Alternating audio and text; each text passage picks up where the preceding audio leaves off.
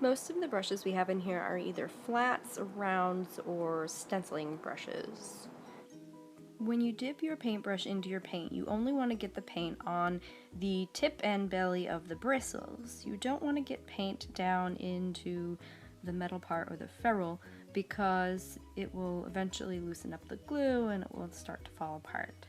Depending on how much pressure you put on your brush, your line will be thin or wide. So if I have a little pressure, I'll get thin. If I have more pressure, it'll get fat.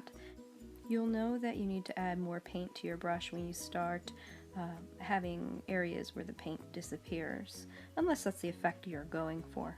Round brushes are good for dots and dashes and will stay pretty consistently in line width if you go back and forth with them.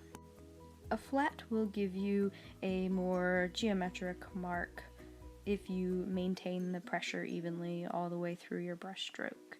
You can get a thick line going one direction and a thin line going in another.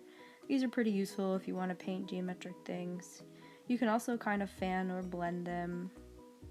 These can also give you pretty consistent dashes if you just tap them on your page.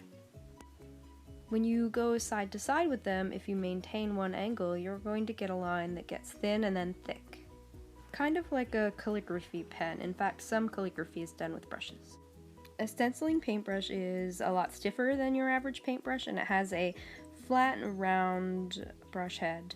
You can kind of put this into a flat area of paint and pounce it onto the surface. It works really well for stenciling because it doesn't get underneath the stencil.